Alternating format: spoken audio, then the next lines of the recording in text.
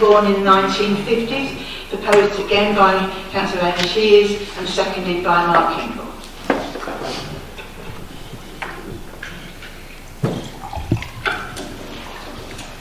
Okay, again I'm pleased to move this motion in support of women born in the 50s. Many women in the UK are suffering hardship due to the increase in pension age, and most adversely affected are women born in the 1950s. Lots of young couples came to Harlow from London in the 50s and later.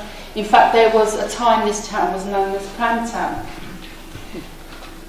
Therefore, it is not surprising that a significant number of women in Harlow were born in the 50s and have been affected by the increase to the state pension age for women due to the 1995 and 2011 Pension Acts.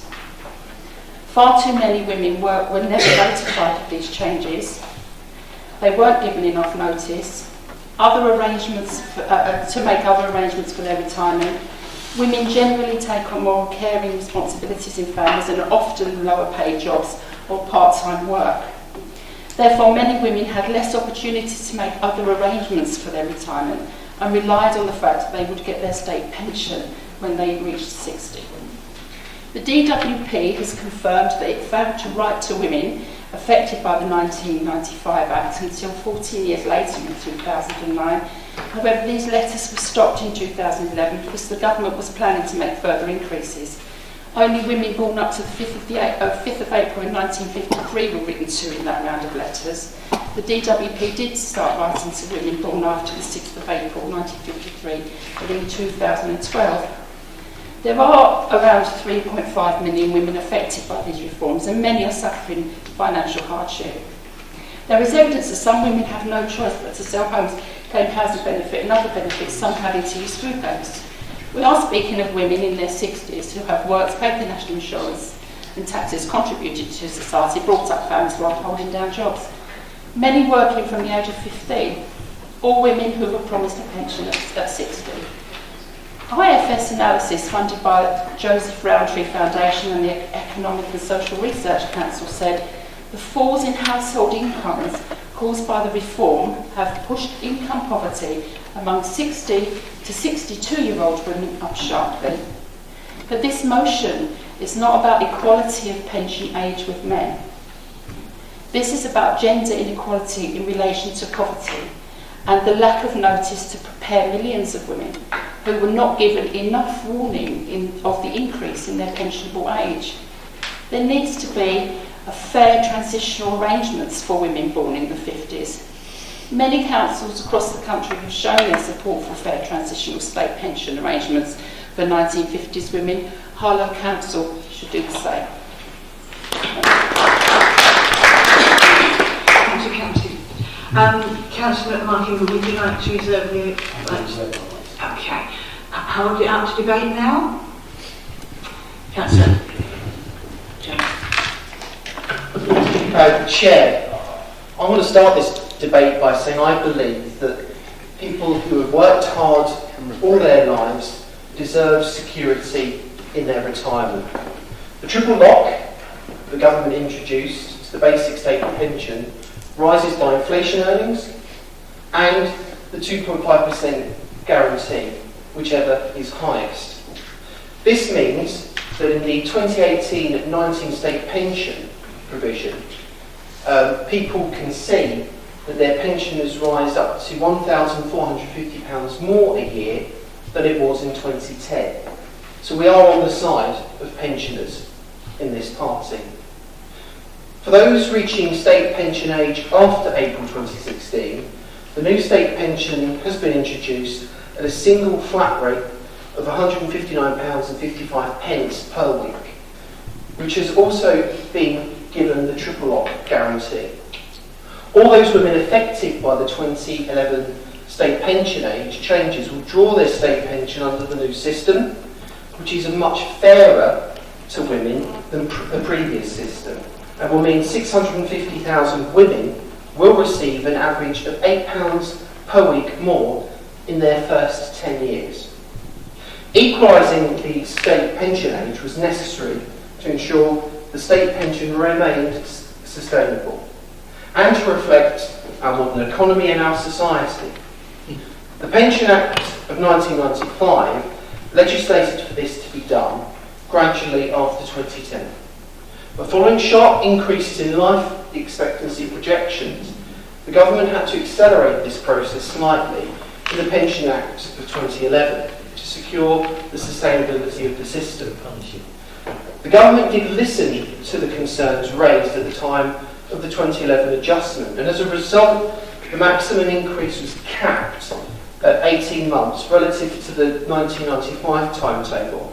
Now, that represented a 1.1 billion concession, helping those women affected with the transition to the higher state pension age. Making further transitional arrangements would not only complicate the system, but could also cost taxpayers many billions of pounds. And the potential cost of reversing the 2011 changes has been estimated in excess of 77 billion by 2020. Now tonight, the Labour Party are playing politics with women in this town who are concerned about this issue. One of the fundamental questions they need to answer tonight is why their shadow chancellor hasn't factored into his public spending plans the 77 billion that it would cost to make these changes. Why haven't you said that tonight? Since 1995, the Department for Work and Pensions has gone to significant lengths to communicate the changes to the state pension age, including campaigns and writing directly to those affected. Higher life expectancy does mean that as a society we have to adjust to slightly longer working lives. But it is the right of everyone to ensure at the same time that they have security and dignity in retirement. And that is what this government is ensuring. That is why the government will continue to provide support for people in later life, including the triple lock and maintaining the universal benefits such as the winter fuel payment. I think the government recognises the challenges associated with the state pension age and is carefully navigating these issues. DWP ministers are working hard to ensure such decisions are fair to all generations of taxpayers and people entering retirement. I have to say I'm furious about this motion. Chair, is factually incorrect. It doesn't recognise the challenges that we face as a country, and it's only the Conservatives that are grappling with these sensitive issues to make sure that there is equalisation of the state pension age.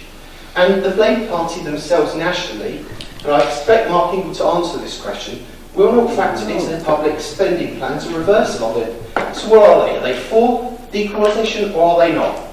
Over to you. Councillor Mallard. We're not talking about the triple lock. We're not talking about the amount of money they're going to receive. We're not even talking about a modern society. All we're talking about is women were promised a retirement age, and that has changed. They've reneged on a deal, and now the government need to reassess this policy. What's that, Councillor Charles? Can you speak up? Get your facts right. Councillors, one at a time, please. Thank you. I really did enjoy that party political broadcast by Councillor Charles earlier. We're not talking about a matter of right. We are talking about a matter of right and wrong. Okay? Joel, you can carry on all night. Where are the facts? Right, councillors, come on. Thank you very much. This policy is just wrong. It is reneging on a promise that was made to many women. I hope the government goes back and reconsiders it. I will be in support of this motion. That's Councillor Carter. Okay, any more debate on this? Okay, Councillor Johnson. Thank you, Chair. On the face of it, this motion looks pretty reasonable, and to any member of the public that isn't a politician and isn't involved in politics, it seems perfectly reasonable. And frankly, if the Labour administration want to do something that they know He has already been doing. Rob has already held meetings with senior ministers. He's already made representations on behalf of ladies affected by this. If they want to do the same and want to seek the Secretary of State to reconsider the transition arrangements, they're more than welcome to do it. I'm quite happy for them to do that. That's their right. But I think we need to look at some facts. This has been coming since 1995. Okay? People talk about not being very well informed about this. I've got a mother of a certain age, and she has friends of a certain age, and obviously for reasons of tact, I won't go into her detailed age. But I've known this has been coming. I'm not affected by it. I'm a man, obviously. I've known this has been coming since 1995 because it was big news in 1995. It's been big news since, and every lady of a certain age has known it's been coming for those years. So this should not be a surprise to anyone. Secondly, I hate to point out, but between 1997 and 2010, the Labour Party were in government. Yeah. So this was passed in 1995, and then they had 13 years in government. And guess what they chose to do, Chair, about this? Nothing. Okay? They were quite happy for the situation to continue. They knew it was coming. Okay? So it's not been a surprise. The Labour government had 13 years to deal with it if they wanted to change it, and they didn't. And then currently, the Labour Party did put in their manifesto some weaselly words before the election about seeking other ways to deal with pension age. But they have currently and consistently refused to budget the 77 million in their costs. Even in the alternative versions of the budget, they've refused to put the 77 billion back in. So until the Labour Party nationally tell us where 77 billion pounds, okay? That's up to 2020. Until the Labour Party tell us where they're going to get this money from, where they're going to find more money from their magic money tree, until they tell us that, it's no, not ours. We know where ours is. You've got yours as well. Until they tell us where they're going to get the money from, it is ridiculous of them to come here and ask us to do something, or ask my government to do something that they're not willing to pay for themselves. So they've known it's coming, they had a chance to change it and they chose not to. They're refusing to put money aside to do something themselves or tell us where they would get the money from. So really, this motion that appears perfectly reasonable and logical is virtue signalling, it's hot air, and it's party political campaigning in by-election season. That's all this is. This is the Labour Party making party political statements, scaring women of a certain age, because that's what the Labour Party in Harlow do. They try and scare people all the time. In fact, they've scared some of their own councillors away. So, Chair, I apologise, Chair. We have a situation where this has been on the books for years. This has been not changed by the Labour Party when they were in government, and they're asking for something that they would refuse to pay for themselves. It's a cynical motion, but if they want to write to the Secretary of State, perfectly happy to let them. Councillor Danvers. Chair, I wasn't going to say anything, but if you want the facts, 1995, the women's retirement age was to be increased between 2010 and 2020 from 60 to 65.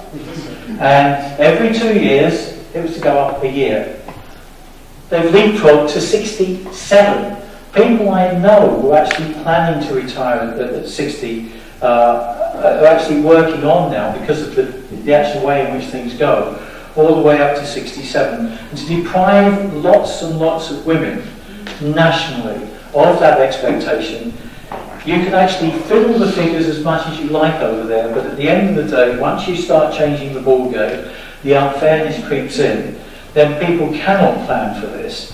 And in fact, obviously the Labour Party would find, I'm very unclear whether you're saying 77 billion or 77 million. Half the time it's billion and half the time it's million. So, if anybody's going to get their facts right, let's start with that.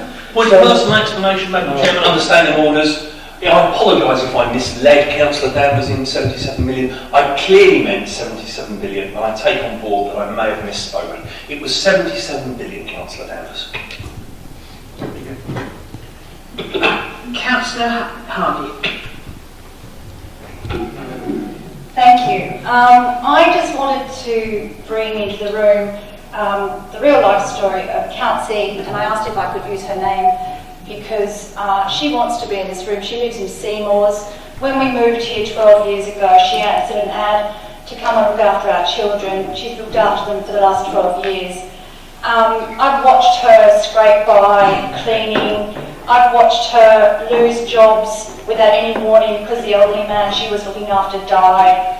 I've watched her with her 3 children struggle to bring them up to look after their children now because they are struggling.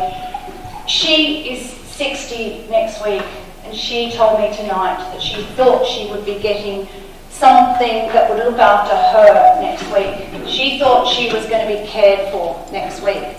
That's what the pension meant to her. And as she said to me, I wrote down some of the things she said, everything we touch and buy has got tax on it. I paid £60 in tax last week alone. She said, how can they say we haven't paid our way? They came after teenage mums, they came after immigrants, they came after disabled people, and now they're coming after old ladies. Who's going to be next? Babies? That's what she said to me. Now, I'll tell you, she's not a Labour supporter, far from it. If there's nothing we agree less on, it's politics. But she is someone who is, I guess, the term is collateral damage. And sadly, you know, I think that those people... That's disrespectful. Let other people speak, please. That's Councillor Charles. No. Councillor Charles, it's not your turn. It's Councillor Hardy's. Chair, inflammatory language against any council. You're doing the same thing back. It's respect for me as well. Thank you. Can we please carry on? Thank you. Sorry, I'd just like to say I find it disrespectful to be spoken over while I'm speaking.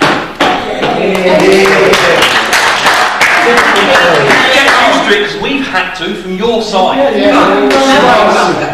I'm going to get in here. I don't want any councillor from either side coming against the other council when they're speaking, because that's disrespectful to the council, the councillors and the chair. Thank you. I really just wanted to finish and say I've never stood up and spoken before, and I'm really shocked that I was spoken over when I was telling you the testimony of a woman who I asked permission to use her name in this chamber. Her name is Council. She lives in Seymour's, and I don't see that there is anything disrespectful in the story I've brought to this chamber tonight. Right, we will now carry on. Councillor England.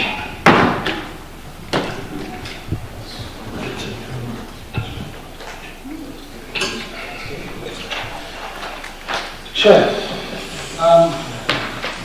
slight increase in the length of working lives.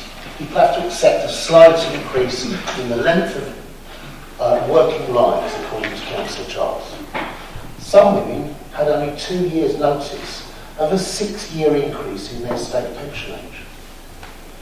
A slight increase in their working lives. Councillor Johnson says this looks reasonable. It does. It is reasonable. There is nothing wrong with asking a government minister to review a policy which is causing hardship. Let me give you some examples. And I have permission to use these. Maud is a woman born in the 1950s. She says it's quite a long speech. These are Maud's words. The government has stolen money that is rightfully ours, and it didn't even tell us until it was far too late for most of us to make plans. I've yet to meet anyone who is in receipt of a letter from the Department for Work and Pensions setting out the government's intentions. Some women in stressful jobs took early retirement, fully believing they could manage until their pension kicked in at 60. And suddenly, they find they have to wait an extra 6 years. And there are women out there who are still aware of the changes. It was all pushed through without fuss, and with the general attitude of, what are a bunch of old women going to do about it anyway?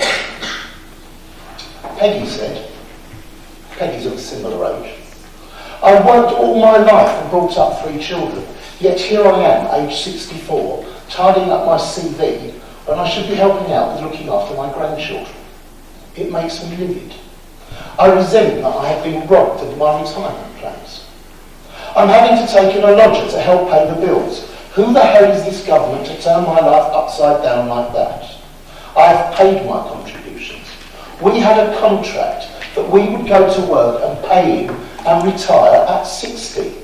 And now the government has stolen what is rightfully ours and it thinks it can just get away with it. Chair, presumably Peggy was brushing up her CV because Guy Oppenheim, the Tory Minister for Pensions and Financial Inclusion, suggested women in their 60s who are facing poverty or retirement should train to become apprentices. Elizabeth, 63, a food bank volunteer for the past 6 years, says she's noticed more women in their 60s seeking help. Women in their 60s who should have retired using food banks to get by. In the last year, said Elizabeth, I've given out food to more women around my age. The food bank is only supposed to be short-term crisis help. But these women need help for years. Now look, it is reasonable to ask the Secretary of State, as this motion does, to review the transitional arrangements for these women. It is reasonable for her to accept the mistake that has been made, that is causing real hardship to women across the country and in Harlow who feel that their contract of working has been broken. I'll be supporting the motion. Okay, Councillor Shears, can you sum up, please? Absolutely, thank you, Chair. So, playing party politics. I would say that the party politics have come from the opposition tonight. We was not playing party politics with women's lives in this town, or any women's lives. That is not what this motion is about. I quite clearly said what this motion is about, and so that you are clear, I will read it once again. This motion is not about equality of pension age with men. This is about gender inequality in relation to poverty. And we have heard stories of women that are living in poverty tonight. And the lack of notice to prepare millions of women. They were not given enough warning in the increase of their pension age, and it may well have been in some newspapers, it may well have been, but not everybody has seen it. And we know that for a fact, because the person that Councillor Harvey just spoke of told us quite clearly that she did not know. So what we are asking for is transitional arrangements for women affected. We are not asking for the retirement age to return to 60. That is not what this motion is saying. This motion is saying transitional arrangements. And I move this motion and I hope that we pass it in this chamber tonight. Chair, I call this to be a named vote.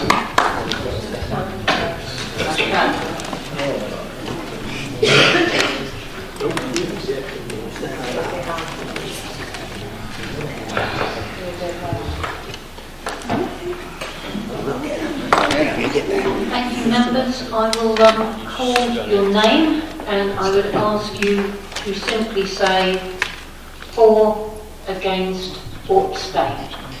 Okay, so everyone understands the motion. You're saying either for, against or abstain. David Carter. Abstain. Simon Carter. Abstain. Joel Charles. Abstain. Nick Churchill. Abstain. Jean Clark. For.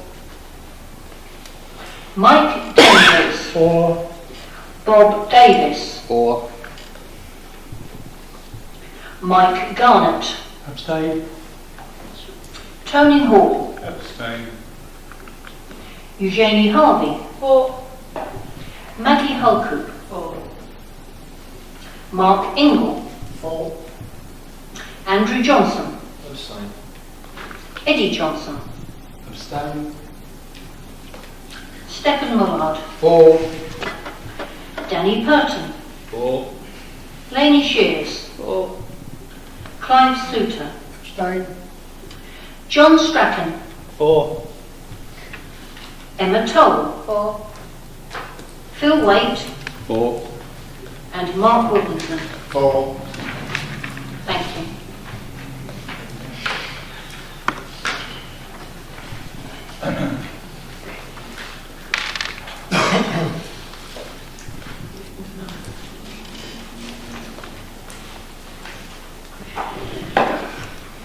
Chairman, the recorded vote is 4, 13, abstentions 9. The motion is carried.